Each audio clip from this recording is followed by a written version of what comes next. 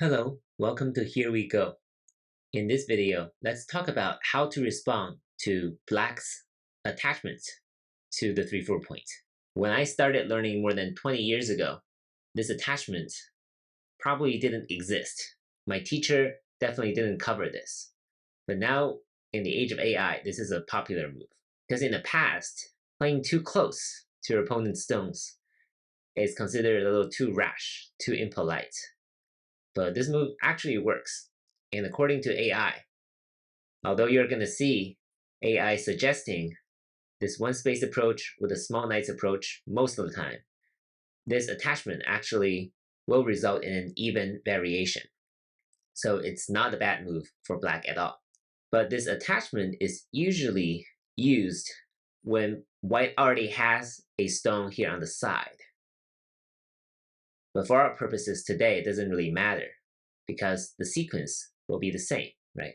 So when White has a stone here on the side, if Black plays the small knight's approach, then White can kick, Black must extend here, and then White can secure the corner, and now all of a sudden, Black doesn't have anywhere to go here on the left side, right? Because White is already here. So 11, that's too small, right? Black cannot be the base here.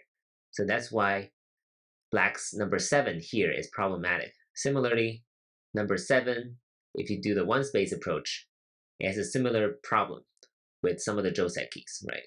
Because Black cannot extend here on the left side. So that's why Black will play the attachment instead. And the strongest move for White is always this bend on the other 3-4 point. Now Black can choose which side it wants to go to, right? In this situation, Black definitely doesn't want to go to the left side.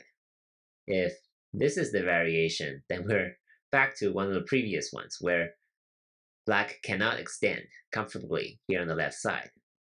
So in this situation, Black will definitely want to play this hane right here.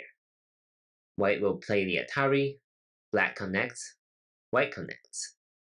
And Black can either play this, or in this situation, probably here, and then play the small knight's move to solidify its influence on the upper side.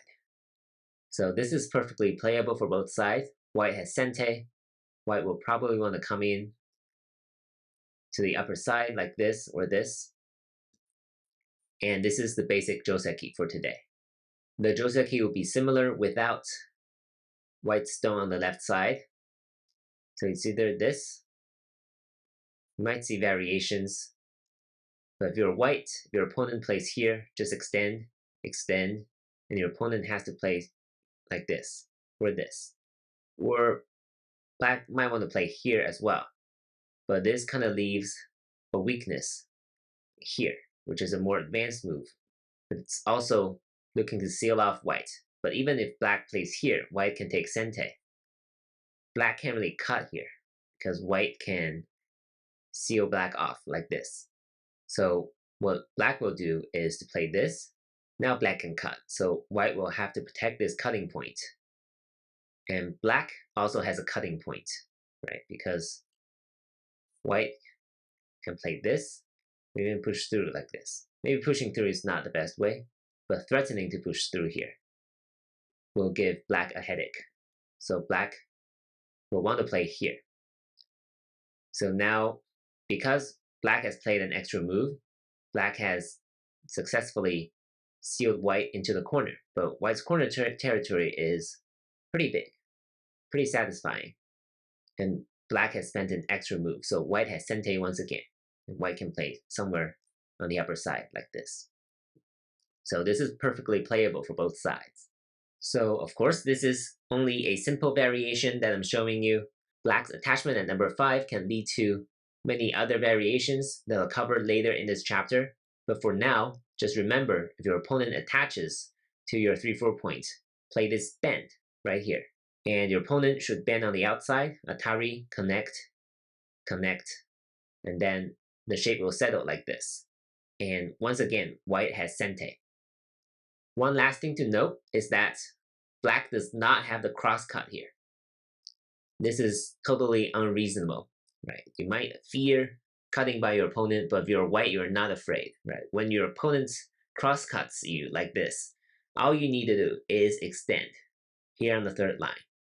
And now 5 or 7, one of these stones must die, right? If you try to save the corner, black can live on the corner, but guess what? Black's winning probability is down to 10%, right? When you play number 5, you had 42% chance of winning. Now it's down to 10%. This is terrible for black.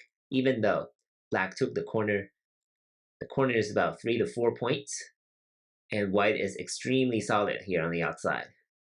So this is disastrous for black. So black cannot really cross-cut at number 7.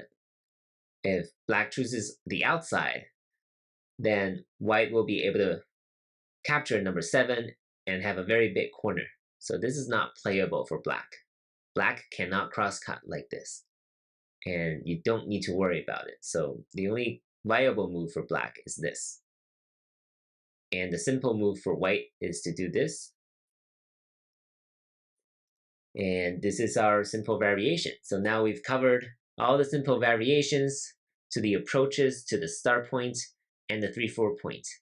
And if you watch this mini-series along with lessons 414 and 415, you'll get a stronger sense of how to respond to any approach, even the wrong moves to your corner. And that should give you enough confidence as you play with other amateur and beginners. Good luck, and thank you for watching.